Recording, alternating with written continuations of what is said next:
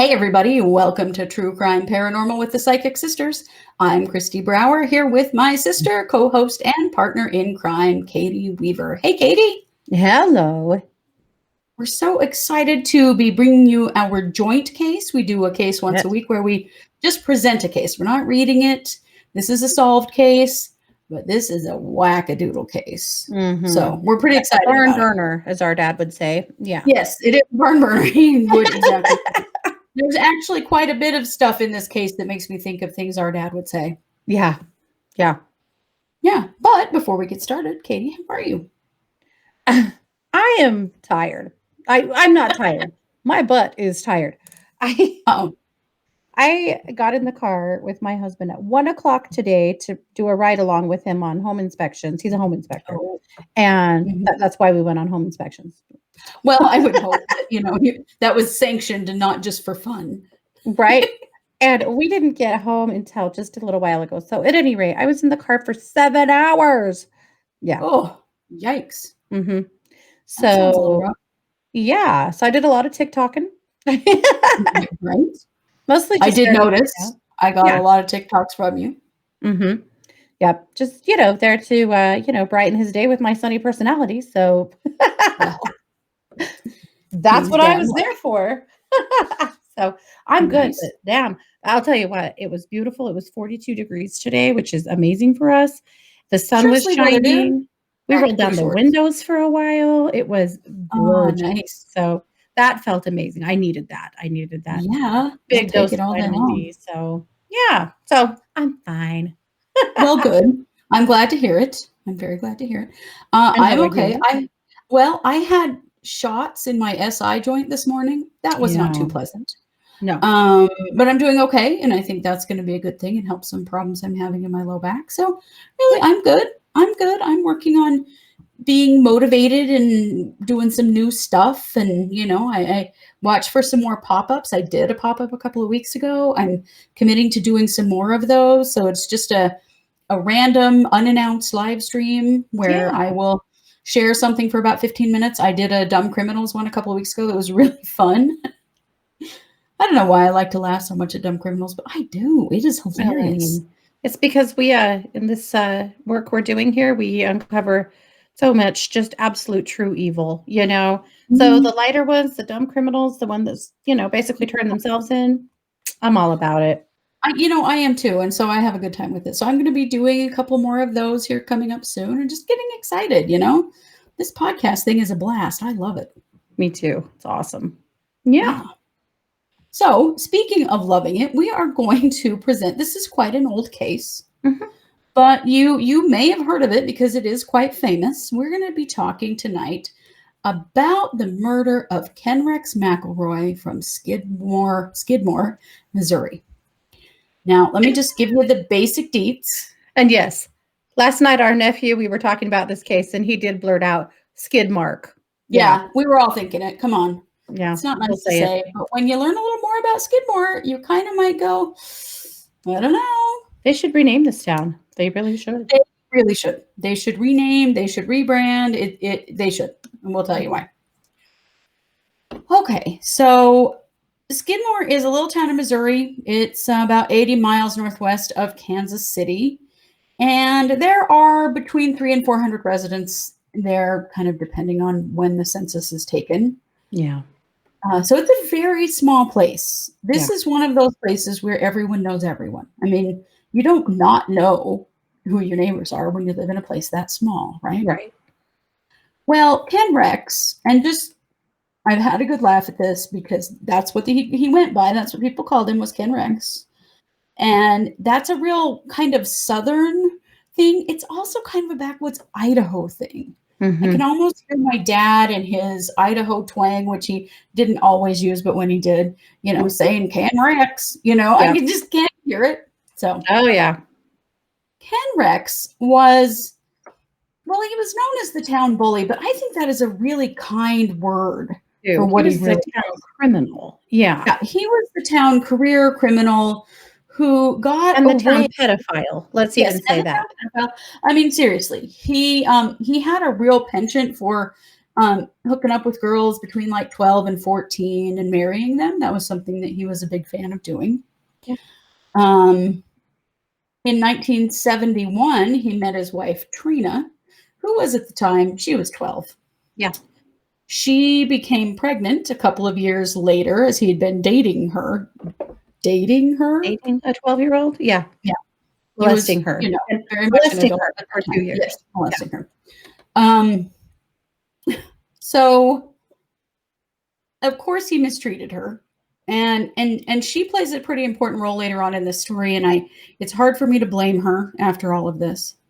So she became pregnant from McElroy, and he had her with him when she had her baby. She had her son, and she got really scared, and so she and his wife at the time, Alice, ran to Trina's parents' house to get away from him.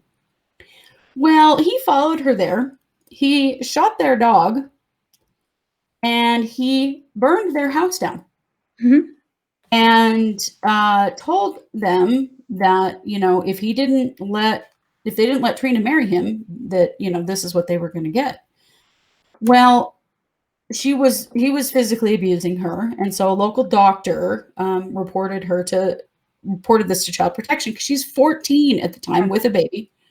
So they put her in a foster home, and they decide to charge him with molestation charges. Well, he finds out, probably from his super fabulous, extra shiny attorney, Richard Gene McFadden, who is a villain in this story, trust me, because he gets this guy off on everything.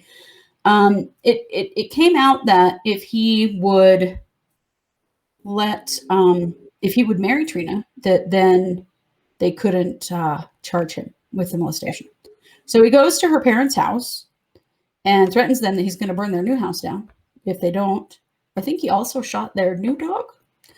You know, there are some differences in stories depending on where you read this, and I've watched some documentaries too. But he threatened them with burning down their new house if they didn't give permission for him to marry Trina.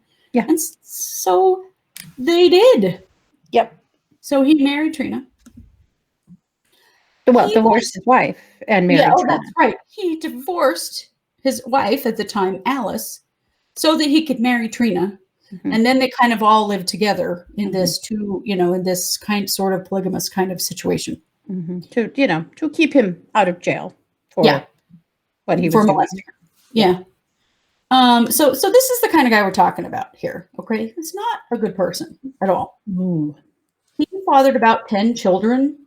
15 is what I had read. Yeah. See, there are different numbers in different places. So it is not known for sure, but at least 10, maybe 15 children. He was married 5 times. Mm-hmm. So he was really what he was he was the town criminal.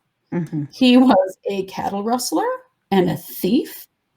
Anytime he got charged with anything he had done, he would threaten the witnesses with, killing them, burning their houses down, stuff like that, which he very clearly, fully intended to do. And so they would not testify against him. And so although he was charged with, in one place I read that he was charged with 37 felonies in his life, he was only ever convicted of 1. And that final one was ultimately his undoing. Yeah. But the people in Skidmore really felt like, he could get away with anything. He was exempt from the law, and he clearly felt that he was. Well, and he terrorized law enforcement too. He did. Like literally everybody was scared to death of him. Yeah. Why they didn't, I don't know. I mean, there are so many things that they could have done with this guy other than what happened to him. It's just crazy. Mm-hmm. But so here's what happened with him. Here's how he died. So he, on July 27th, no, I'm sorry. I'm getting ahead of myself. In 1980, let's go to there. There's so many crimes to read about. I'm not going to read about them all. Just know that this guy committed so many just horrible things that he never got any blame for. So in 1980, one of his kids was accused of shoplifting in the local grocery store that was owned by the Bowenkamp family, Bo Mhm. and Lois Bowenkamp, who were in their 70s. Mhm. And it Um, was actually just a misunderstanding about penny candy. Like, it was it very was. minor. Yeah, it Yeah. was very minor. They thought it was solved, you know. So he comes in blowing snot around about, you know, accusing his child, and there's a big confrontation about it. You know, and they try to like appease him, like, "Hey, it's okay. This, you know, we're not mad. There's nothing to be mad about." So, you know, in true Ken Rex fashion, he started stalking the Bone Camps. Mhm. He would sit outside of their house or the store with his Mhm. gun Yeah. and just, Occasionally fire it into the air just to yeah, scare 'em. just so that they would know that he could do anything he wanted if he wanted to. Mhm. So then one day, Mr. Bowenkamp is out behind the grocery store, like in their loading dock area, and McElroy comes up and shoots him in the neck. Yeah. Now, Mr. Bowenkamp is in his 70s and he survived Yeah. this, which was amazing. But, you Mhm. know, McElroy finally somebody got some balls in this situation, I guess, because Mhm. McElroy was finally arrested and he was charged with attempted murder. Yeah. At his trial, he was convicted of assault. Yeah. So it was pled way down, you Way know, down. at this point. And they freed him on bail pending his appeal because his attorney, you know, said immediately that they were going to appeal his charge or Mhm. his conviction. So, you know, instead of holding him, you know, for the safety of Yeah. Mr. Bowenkamp and the rest of the poor Skidmore residents, they let him go Mhm. because this is just, you know, and a lot of this has to do with his attorney. Mhm. And his attorney would just defend him to the bitter end. It didn't matter what this idiot had done or even see him as a dangerous person, which is just Well, and obviously very backwoods, courts, and very prosecutors, much and, so. like, they didn't know what to do with this guy. He didn't. And so Richard G. McFadden, who is his attorney, is a catch-only attorney.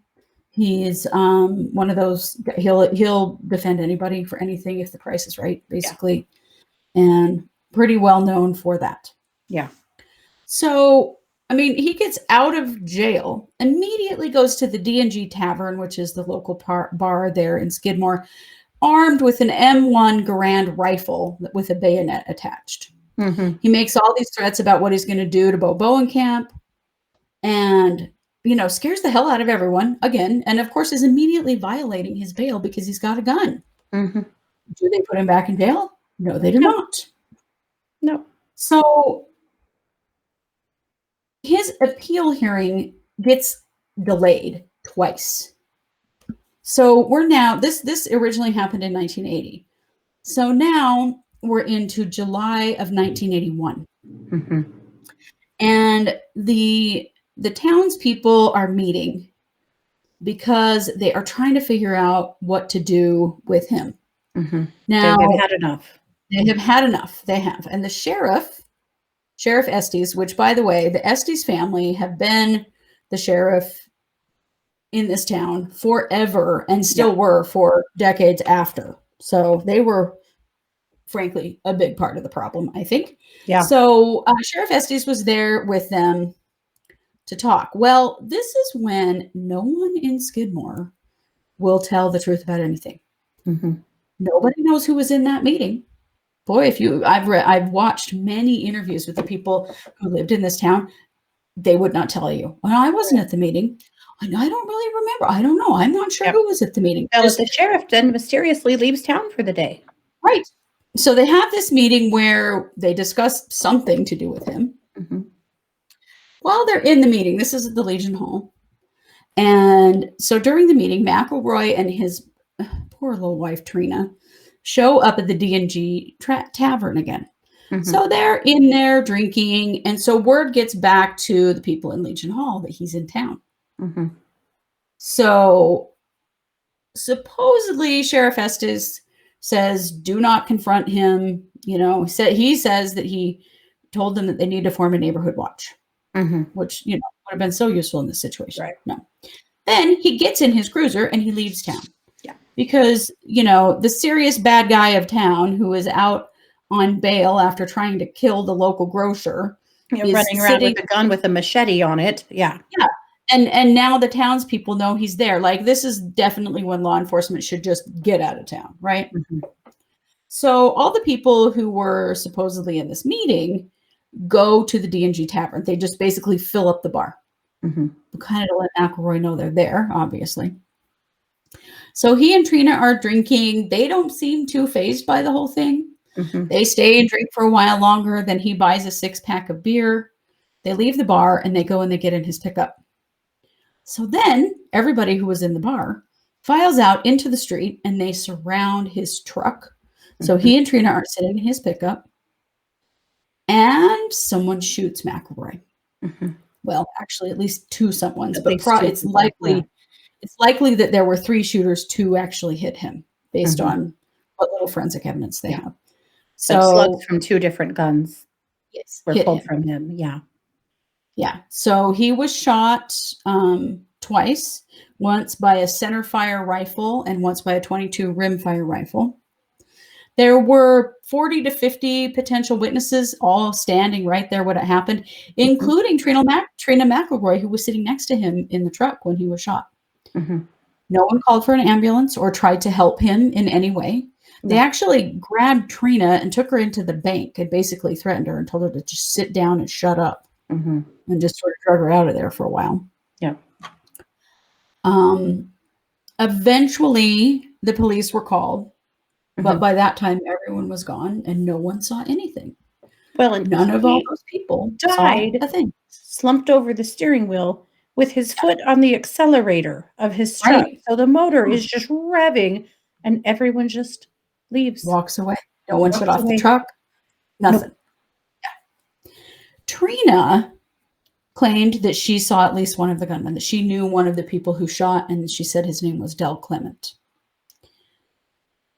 So the police kind of work this case. I don't know. I mean, basically, they're hit by a brick wall in the town. No one will talk. No one saw anything. No one has any idea who was there that day. Nothing. They have no evidence except for Trina's word. That's Trina's word. So the DA convenes a grand jury. The local convenes a grand jury. Of course, those are secret. We don't know what was said. We do know that Trina testified and said that Del Clement did it. And even though that happened, the grand jury came back with a refusal to indict. Even though, eyewitness sitting next to her husband says Del Clement shot him, they would not indict him. They said they're not in the business of just going to trial just for fun. If there's nothing, if there's no evidence, there's no reason to go to trial, and there's not, so we're not doing it. Yeah. So Trina and Ken Rex's attorney go to the FBI. And the FBI gets involved. They do an investigation. Then there is a second grand jury, a federal one, in which they give all the same evidence again. They also refuse to indict. Now, I've watched a lot of footage of Trina, and I can kind of understand it. Trina seems to have, probably a pretty low IQ. She's not the sharpest, but why they didn't believe the wife of the victim that was sitting next to him, I don't know. The federal one is the one that really puzzles me. The local one, it doesn't surprise me at all, because they had all had an asshole of this guy, and they frankly did not care. Yeah, didn't care. But the federal one, why didn't they indict? It just is so weird to me. They have an eyewitness. Supposedly, they never found the guns that were used. They just disappeared.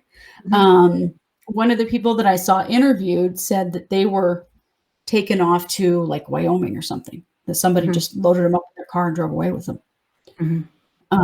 So there were a lot of things done to keep this story quiet. It has been 40 years since he was killed, almost 40 in July, and still no one has ever talked. Now, the documentary that I watched based on this case that I found really interesting is called No One Saw a Thing. Mhm. It's a Sundance documentary, and it's really good, and it's full of interviews. And there are several people interviewed who say, this town knows exactly who killed him, and they Mhm. will never tell. Yeah. And 40 years later, many of those people are probably dead at this point. Right. Well, and law enforcement just completely failed to protect the people in this town until they finally felt like they had to protect themselves, They and I'm did. not saying that vigilante justice is the way, but it's not that these people didn't try, because they had been trying for many years, They had. and he was murdering their animals, stealing their, animals from their farms, burning their homes down, burning their businesses down, shooting people, and there was absolutely no recourse. Molesting girls, threatening everyone. Yeah, no recourse. So ultimately, what happened is that Trina McElroy in 1984 filed a $5 million wrongful death lawsuit against the town of Skidmore. Mhm. The sheriff, Danny Estes, Steve Peters, who was the mayor, and Del Clement, who Mhm. she accused of being the shooter, but, never got charged. Mhm. The case was later settled out of court by all parties for $17,600. No one admitted guilt, Yeah. and they said that the only reason that they settled, and she settled for that tiny amount of money apparently, Mhm. was because they wanted to avoid the legal fees that the suit would um, cost. Yep. The sad thing here is that Kenrex had children, Yeah. and Kenrex's children are seriously hurt by this whole thing and still Yeah. are speaking out about it, and they do acknowledge that there was abuse in their childhoods. They Mhm. do acknowledge that their dad did some bad stuff, but they are pretty flummoxed by the fact that nobody cared when he was murdered. Yeah. And this is a scary line to cross. Yeah. Vigilante Mhm. justice is a very scary line to cross. Mhm. I mean, they did to him the thing that he had been doing to them. Yeah. I don't Yep. know that an eye for an eye solves anything, really, I know. Also, Not the people who killed him weren't killers. They no, weren't murderers. They weren't people who typically would have done things like that, and yet in this case they did, and they had to live with that for the rest of their lives. they did, and, people in the town talk even still now about Mhm. how that murder changed everything in their community. It Yep. changed them, it changed everyone, it changed their town. No one was ever the same again after that. Mhm. And people were afraid Oh, yeah. because they didn't know who they could trust, and not everybody was on the side of it was okay to murder this guy. Mhm. And now they were afraid of, some of our neighbors, Yeah. were okay with committing this murder. And, so that it became a very fearful place, and Mhm. they got a lot of attention for it, and not in a good way. There's been a lot of coverage of this case over the years, and several documentaries and books and stuff. And um, Yeah. it, in a lot of ways, many people say this ruined this community. Yeah. And some Yeah. people believe that Skidmore, Missouri is now cursed. And Right. cursed is, what does that word really mean? But that bad, terrible things happen there. And remember, this is still a tiny place. Even now, there's only Yeah. about 400 people that live there. This is Yeah. a tiny little place. Yeah. One of the things that I found really striking was that at one point, police busted 11 meth labs in Yeah. Skidmore, Missouri. Yeah. 11 in a Population town of 400. 300-ish. Yeah. Yeah. Can you imagine that? No. I mean, that's gotta be like every 5th house or something. I mean, that's crazy, Yeah. how many meth labs there, so meth had become a really huge problem because they don't have no industry. All they have is, farming. And Yeah. so people who stay in the town, kids who grow up and stay in the town, if they don't grow up in farm families, or if they don't take on the family farm, they don't have anything. There's Mm. nothing there for them. Yeah. And Yeah. so we wanted to talk about a few of the other cases since Kenrex's murder that have Yeah. happened in this town, because there are some very famous cases that have Yes. happened. Well, one particularly very famous case that's happened in this town. So, Katie, Right. I know you had several of those. If you want to talk about them. Yeah. So let's talk about Wendy Gillenwater. Okay. So in October of 2000, Wendy Gillenwater, she was 19, and she, of course, lived in Skidmore, had moved in with her boyfriend, a guy named Gregory Dragoo, and he was a real piece of work. He was really violent. He was really controlling. He immediately isolated her from her family and her friends, typical domestic violence stuff. He was also a well-known heavy drug user. I'm going to say probably a meth addict, judging by this town and the issues that they had. But she just had a really hard time getting out of this relationship. And Mhm. finally, there was a 911 call to the house on October 16th. The police got there, and he is sitting on the front steps, waiting for them to come and take him into custody. Mm. And for whatever reason, he got mad at Wendy and lost all control and literally beat her to death with his bare hands. Oh my God. There are some accounts that he actually drug her up and down the street with his truck, chained to the back of his truck. Uh, but that's not totally substantiated. But he did, basically, he stomped her to death. His feet were covered in bruises from the amount of kicking he did to her. Oh my So God. she suffered 6 rib fractures on her right side and 8 on her left. Her lungs were lacerated and collapsed. Her liver was lacerated, and she suffered extensive internal trauma and bleeding to the point that she died.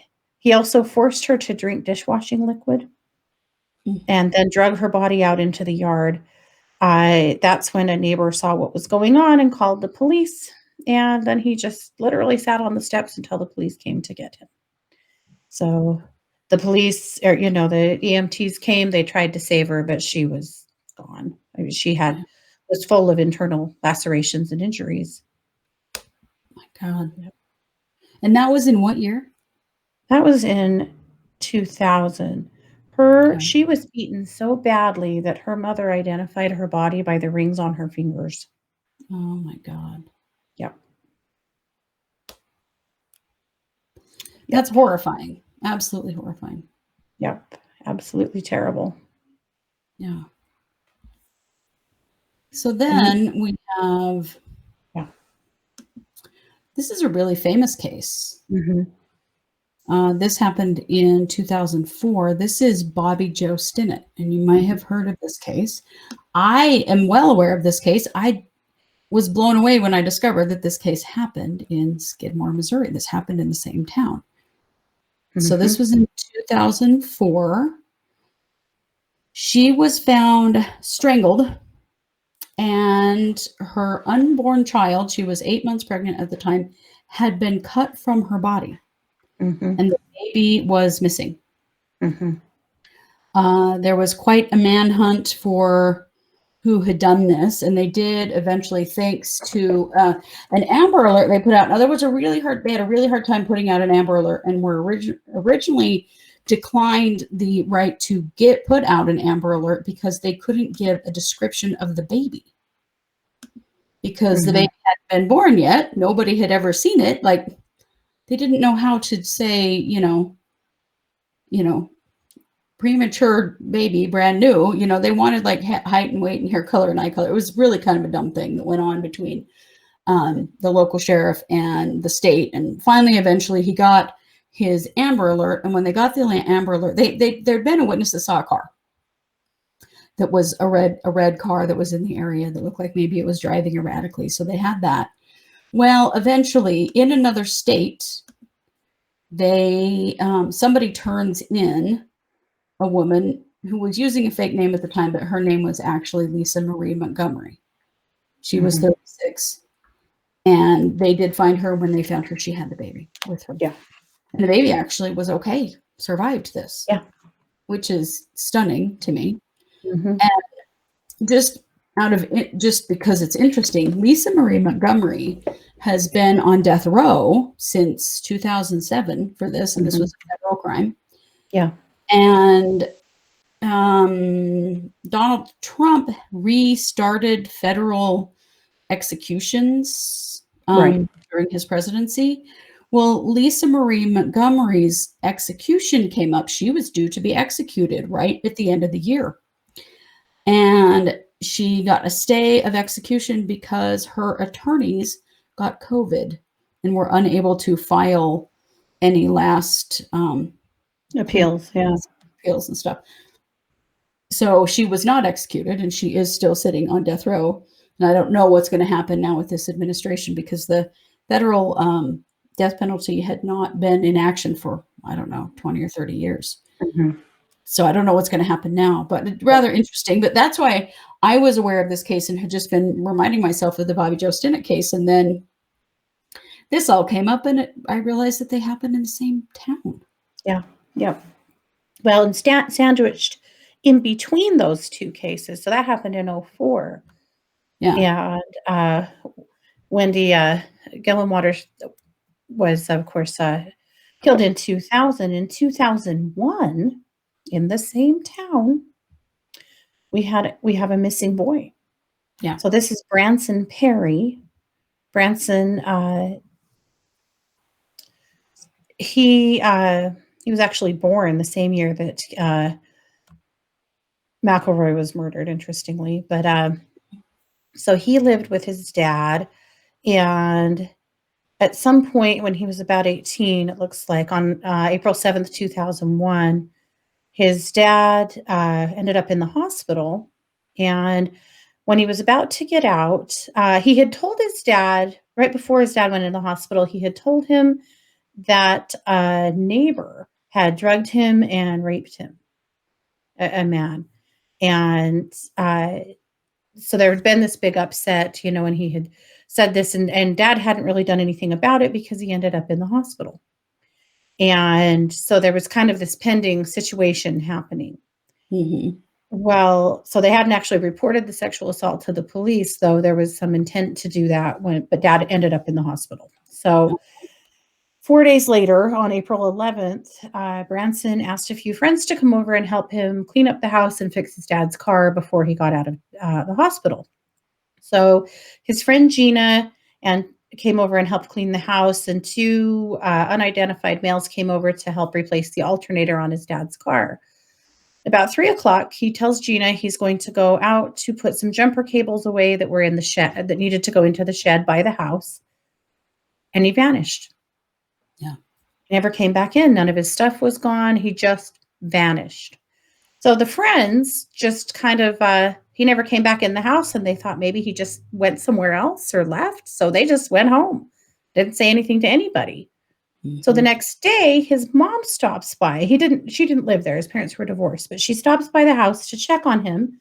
The house is unlocked. She just feels weird about the fact that it's unlocked and there's no one there. And gets a hold of dad, who is still in the hospital, had a delay of discharge and was still in the hospital. He didn't know that, he was missing. And so they finally report dad's released from the hospital on April 17th, and he finally reports him missing. So he goes missing on April 11th, isn't reported missing until April 17th because of the way this is all playing out. So there's a pretty good manhunt for him. They search all of the fields around, the oil wells, outhouses. They dig up some farmers' fields in neighboring towns because of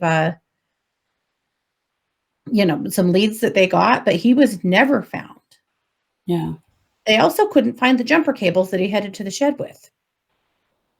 So he never made it to the shed somehow.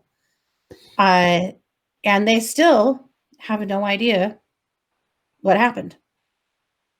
A few months after he went missing, those jumper cables showed up in their shed. Oh, did they really? Oh, the article I read didn't say that. Wow. It was in the documentary that I watched. Wow. That his parents said that. Yeah. Yeah. So, and these are just a few of the cases that we identified, but, this There town were has quite a few suicides, and there were some suicides Yes. not long after Ken Rex McElroy died. Mhm. And some people think that some of those suicides may actually have been related to his death. Yes.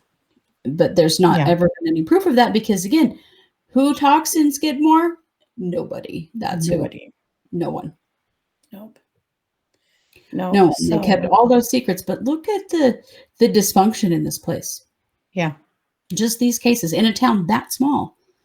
Yeah. I mean, this is a lot of mayhem for a town the size I live in. It's 60,000 people. I can't imagine this kind of mayhem in a 400 person town. Yeah. It's just It's insane. insane. Yeah. Yeah. Can we get a picture of Oh, yes, I'm this sorry. boy? I'm falling down on my details here. It's okay. Yeah, there's Branson. Yeah. The police in the area believe that they know exactly what happened to Branson Mhm. and that they know who killed him and that he was involved in the trafficking of methamphetamine in the area. And they say they know exactly who did it, but they don't have any witnesses, excuse me, who will talk to them to get Weird. the to Not in yeah, this town. Yeah.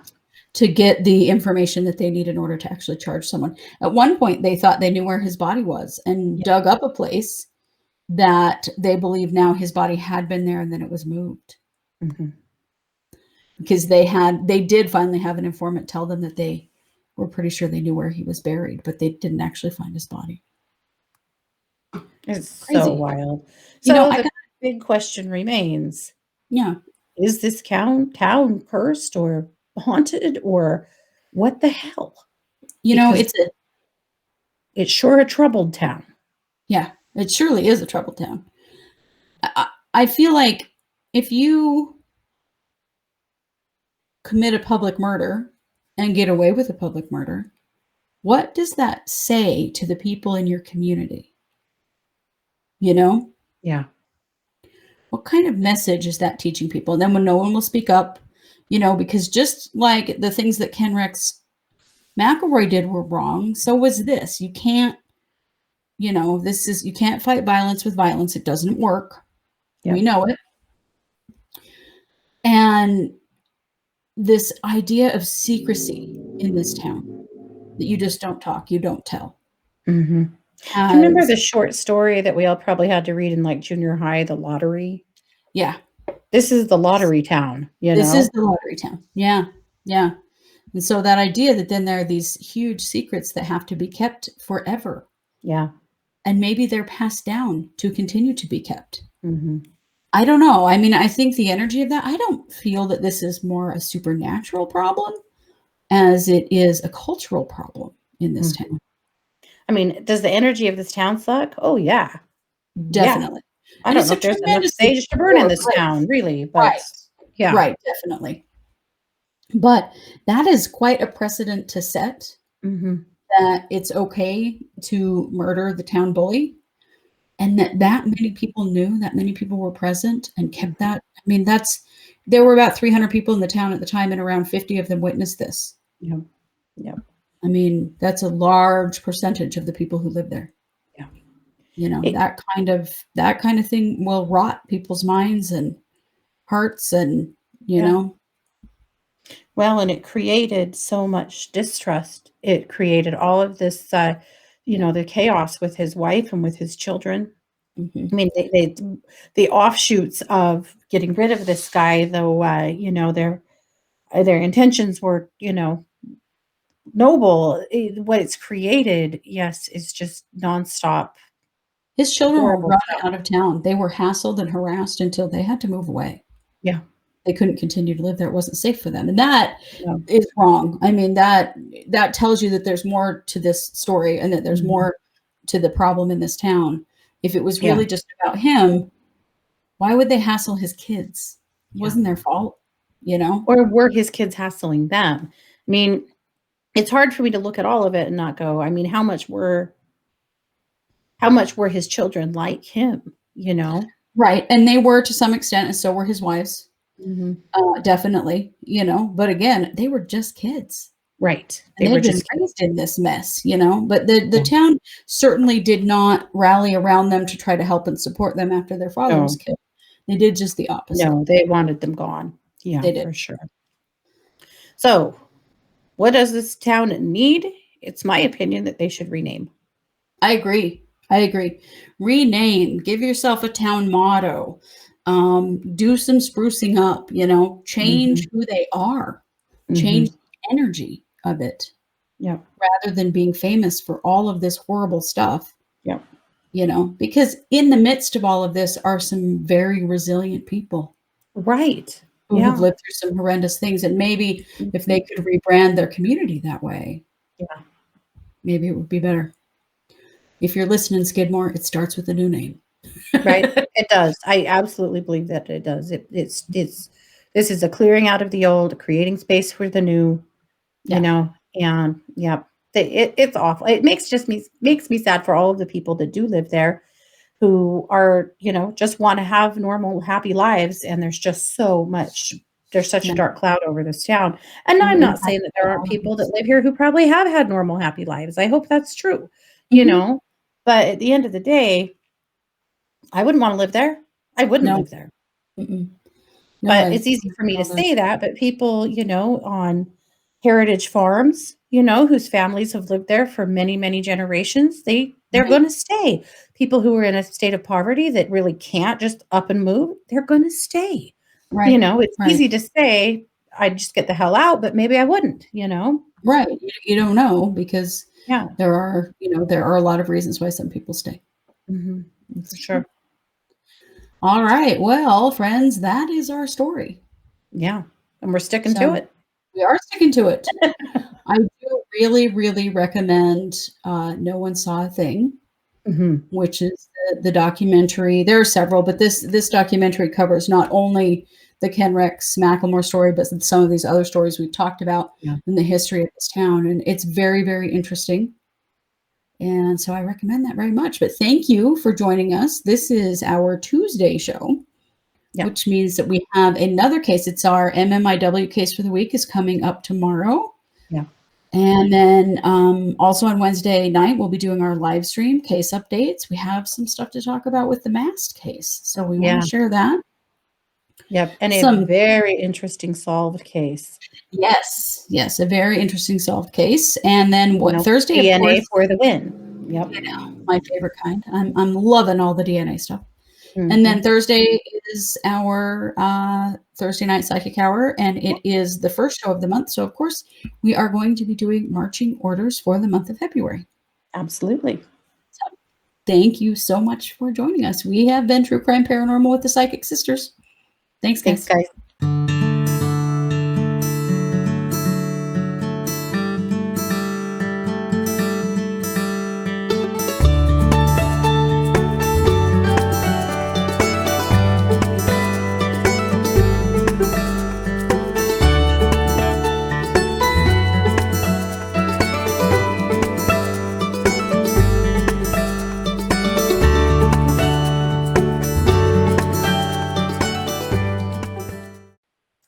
Hi, I'm Christy Brower, podcaster and professional psychic.